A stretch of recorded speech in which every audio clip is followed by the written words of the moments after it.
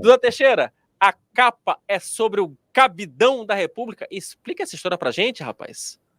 Bom, eu ouvi aí você falando do Enem dos concursos, né? É esse super... É um concurso unificado no Brasil inteiro. Os números são impressionantes, Wilson. São 2 milhões de brasileiros que vão concorrer para 6 mil e poucas vagas. Para cada vaga, a gente faz a conta, aí dá 319 candidatos, né? E aí a gente aproveita isso que vai acontecer agora, o exame acontece nesse final de semana, para analisar se o Brasil precisa mesmo preencher essas vagas todas. A gente sabe que o governo brasileiro, é um governo mal avaliado, que não presta bons serviços para a população, mas será que essa é a melhor forma de resolver o problema? E aí é uma matéria minha e do Carlos Graeb. A gente mostra que, por exemplo, para você melhorar a eficiência de um serviço, não necessariamente você precisa contratar gente. Tem vários lugares no Brasil em que há outros modelos de contratação e de gestão que estão sendo bem-sucedidos, enfim, e que não... a gente também faz algumas críticas aí à maneira como está sendo feito, né?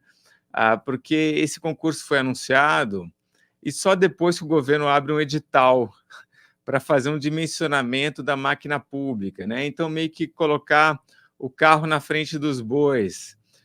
Então, é difícil dizer se essas 6 mil vagas teriam mesmo de ser preenchidas, né? A gente sabe também que tem uma propensão do PT para sempre contratar e inchar a máquina pública. Foi assim nos 2 primeiros mandatos do Lula, no mandato e pouquinho da Dilma, volta a ser assim no primeiro ano do governo Lula. E a gente também traz a questão de que, tipo, o que acontece com esses servidores todos, né? Porque uma vez que o servidor hoje no Brasil é contratado, ele fica 60 anos dependente do governo, né? E ele vai representar um gasto para o resto da população durante 60 anos. E esse sujeito, não existem hoje boas maneiras de conferir a eficiência dessas pessoas, né? Se elas estão cumprindo com as suas funções, né, de uma maneira adequada. Hoje é impossível você demitir servidores públicos. E as maneiras de fazer isso também estão sendo constantemente adiadas. A reforma administrativa não acontece, né? O Congresso não quer, e o governo também não se sente ali muito com pressa de pegar, de repente, algumas coisas isoladas e botar isso para votar. Então, a gente tem um funcionalismo problemático, em que os problemas não são resolvidos, né? E tem também aí no meio uma entrevista muito boa que o Carlos Graeb fez com o Carlos Ari Sudfeld, e ele mostra ali que dentro do funcionalismo público a gente tem uma hiperelite, que é uma quantidade pequeníssima de pessoas que estão basicamente no poder judiciário, que são os juízes, os promotores, os advogados públicos, que ganham muito. E a maior parte dos servidores públicos ganha mal ou ganha pouco. Então, você tem um desequilíbrio, uma desigualdade muito grande, o que é muito ruim também, porque a maior parte dos funcionários fica olhando essa hiperelite e querendo os mesmos benefícios, né? Então, é um problema que gera outros problemas e a solução não vem nunca.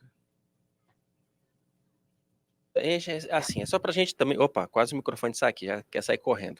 Mas é bom a gente lembrar que existe uma diferença, né? Existem servidores e servidores, né, Duda? Quer dizer, não dá para também a gente falar que todo servidor não faz. Tem muito servidor que faz um bom trabalho. E a questão é que a grande questão aqui, quando você fala de funcionalismo público, qual é a melhor solução? É você criar uma situação em que você pode aumentar a produtividade desse servidor público ou você criar mais vagas? Esse é o grande dilema.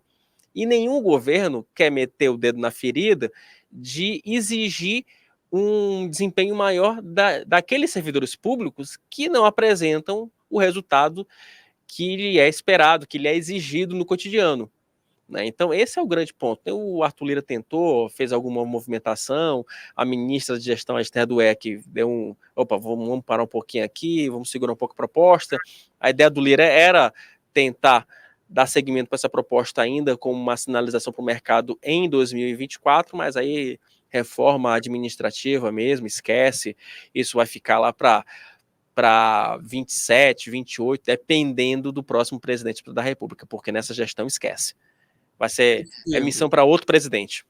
O Lira aí foi uma decepção, né, Wilson? Porque ele prometeu uma entrevista para a Cruzoé, para você, estamos indo com tudo aí, reforma administrativa, queria depois ficar conhecido por isso daí, e no fim engavetou totalmente a proposta. Né? Agora, falando de matérias, querido, deixa eu só tentar acelerar um pouquinho, né? Porque temos ainda José Inácio Pilar e Alexandre Borges. Deixa eu ver aqui, vou pegar pela ordem aqui para não ser injusto. Aqui na minha ordem tem aquela comunicação camarada, na reportagem aí do Wilson Lima falando sobre aquela licitação cheia de tretas, né?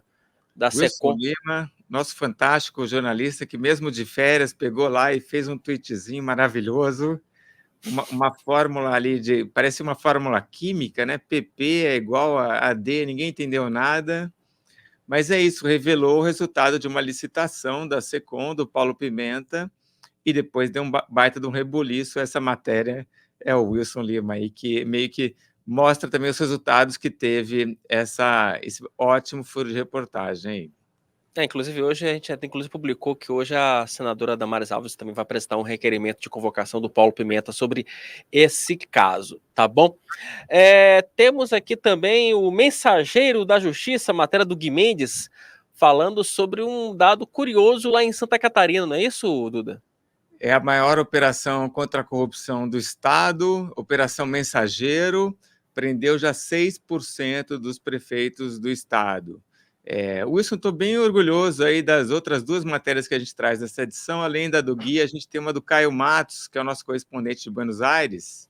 O Temer argentino, pero no mucho. O que é? Todo mundo fala meio superficialmente ali das reformas do Milei e tal, mas o Caio pegou e focou na reforma trabalhista. Então, por isso que a gente chama de o Temer argentino, né? Porque a reforma trabalhista aqui no Brasil foi aprovada em 2017 no governo do Michel Temer. O Milei tentou fazer alguma coisa parecida, vamos dizer que conseguiu metade do que se conseguiu aqui no Brasil, né? Ele não conseguiu, por exemplo, acabar com o imposto sindical e nem tirar os sindicatos das negociações entre patrões e empregados. Mas conseguiu, por exemplo, reduzir um pouco do peso da justiça do trabalho lá na Argentina. Rapaz. Deixa eu só continuar aqui. Você falou da entrevista, né, do Carlos Graeb, já aproveitou logo nesse gancho. E aí temos na Ilha de Cultura o mundo assombrado pelos especialistas, né, querido? E também a ditadura da informalidade. Dá para falar um pouquinho, Duda? Essa do Josias Teófilo, Ditadura da Informalidade, ele fala um pouco que a Semana de Arte Moderna de 22 meio que traz essa ideia de que o legal é o informal, né? E ele defende, nos filmes, muitas vezes, tem aquele momento que o diretor fala assim, não, faz assim, faz como se você estivesse trabalhando, né, para eu filmar você. Então, é uma coisa meio encenada, ele defende um pouco isso, né? Que às vezes também tem a sua qualidade aí. Temos rapaz. também Orlando Tozetto, o Jerônimo Teixeira falando dos protestos pró-Palestina nas universidades americanas, a Anne Dias falando, uma questão polêmica dela aí, né? Ela que é liberal, fala, puxa, mas é o caso de censurar o TikTok, de banir o TikTok nos Estados Unidos? Só porque os políticos lá falam que os dados das pessoas que usam o TikTok vão parar nos computadores lá do Partido Comunista da China, né? Será que são coisas proporcionais, né? Será que não é melhor deixar essas pessoas se comunicarem, liberdade de expressão no TikTok, mesmo sabendo que esse outro problema pode acontecer? Então, bacana também esse olhar dela bem provocativo. E o Leonardo Barreto traz uma reflexão um pouco sobre a análise, o que é o ofício, né, do analista político, e o perigo dele muitas vezes olhar a realidade objetiva, mas interpretar segundo os próprios valores. E aí, quando ele anuncia alguma coisa, faz uma previsão ou faz uma análise, acaba sendo mais um reflexo dele próprio do que dessa realidade que ele deveria estar observando de uma maneira mais independente aí. Certo. Ô, Duda, deixa eu aproveitar um pouquinho antes da gente entrar com a parte de cultura. Deixa eu só dar um retorno aqui para um espectador aqui que até me xingou aqui no chat, mas eu acho que é legal. Eu já estou acostumado com xingamento, mas eu sempre respondo da forma mais cortês possível, com dados, com fatos e com estatísticas. Xinga de volta, pode xingar de volta também. Não, não, não, não, não. Eu gosto de conversar com as pessoas. Porque é o seguinte, como parte das minhas férias, eu fui para uma cidade chamada Santo Amaro, no Maranhão, ali perto de Barreirinhas, ali para ver os lençóis. Eu sempre faço isso nas minhas férias. Eu sempre tiro pelo menos 2 dias para ir aos Lençóis Maranhenses, que eu acho que dá uma forma de energiza. E essa cidade de Santo Amaro, ela não estava ainda no roteiro tradicional, porque a estrada que liga a estrada federal a essa cidade de Santo Amaro era uma estrada muito precária. O governo estadual fez essa estradinha e melhorou muito o acesso lá. E aí, como toda cidade pequena, Duda, a Santo Amaro era uma cidade que dependia basicamente de quê? De servidor público. Era uma cidade que dependia basicamente do funcionário da prefeitura para que ela se desenvolvesse. Ou seja, era o camaradinha que estava no cabide de emprego do Estado. Então, era uma cidade que o tiozinho da mercearia vendia para o cara que ele era concursado ou para o camaradinha que tinha um cargo comissionado na Câmara de Vereadores ou na prefeitura. Essa era a economia de Santo Amaro. O que aconteceu? Com essa estrada, as pessoas descobriram Santo Amaro. Descobriram essa cidade como uma cidade de entrada dos Lençóis Maranhenses. É uma cidade que, inclusive, para você chegar aos Lençóis, é uma cidade muito mais fácil do que em Barreirinhas. Porque em Barreirinhas você precisa pegar um carro 4x4, você passa 1 hora para você chegar nos Lençóis. Lá em Santo Amaro, não. Você chega nos Lençóis em questão de 10 minutos, porque os Lençóis ficam literalmente dentro da cidade. Então, para quem não gosta de muito saculejo, né, Santo Amaro acaba sendo uma opção melhor. Menos exuberante do que Barreirinhas, mas acaba sendo uma opção melhor. Pois bem, eu conversei com várias pessoas e essas pessoas estão felizes, porque elas enxergaram nessa abertura do turismo uma nova fonte de renda. É o cidadão mais humilde que ele tem feito um curso para ser guia turístico, e ele está trabalhando, está empolgado no atendimento ao público. Conversei com um guia desse, ele falou, não, eu comprei aqui um carro 4x4 para levar as pessoas para os Lençóis, eu comprei a prestação, mas eu quero comprar outro porque eu estou vendo que tem pessoas que estão aparecendo. É isso que a gente fala quando a gente fala que o Estado precisa deixar de sufocar o cidadão. O cidadão, às vezes, ele quer gerar renda. Só que você precisa criar condições para esse cidadão gerar renda que não seja necessariamente você ficar simplesmente mamando na teta do Estado. Essa é a diferença. Esse é o ciclo de desenvolvimento que beneficia o próprio Estado. Porque o tiozinho que compra lá a picapezinha dele para levar o turista nos Lençóis, né? Esse tiozinho, ele paga ISS, ele paga imposto pelo carro que ele conduz, ele paga IPVA. E o próprio Estado se beneficia disso. Então, é isso que a gente fala, né, Duda? É esse modelo de desenvolvimento que, quando a gente pensa a partir de um olhar um pouco mais universal e de um olhar multilateral, você consegue enxergar para além da tua caixinha, que seja de esquerda, de direita, de centro, ou de qualquer tipo de caixinha que você, de fato, possa fazer parte dela, né, Duda? Gostei muito do teu exemplo, que mostra, né? O Estado, hoje é um Estado que não tem dinheiro de sobra, né? Não tem margem fiscal, o pessoal fala. Então, o Estado ele pode ajudar, sim, mas é principalmente construindo a infraestrutura, como você falou, né? A estrada. Mas a cidade em si, de Santo Amaro, quem vai desenvolver é o setor privado, que é quem tem investimento e pode fazer isso, e as pessoas enriquecem sozinhas, né, com as próprias empresas e não penduradas no Estado. E aproveito, Wilson, eu conheci Santo Amaro e adorei a cidade.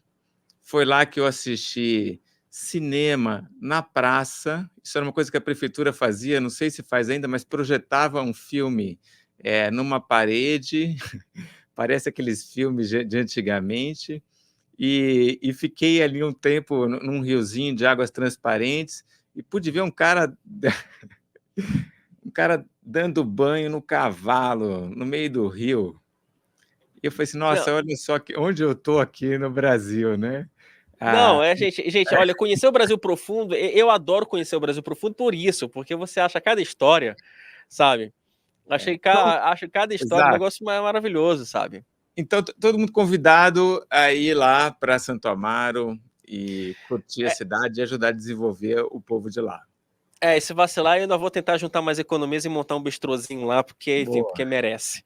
Né, Duda? Aí, lógico, né? O bistrozinho, mas, não, já tô pensando aqui, um bistrozinho com dicas de cultura de Duda Teixeira, pronto. E música ao vivo de Wilson Lima, né? Eu vou deixar para os locais.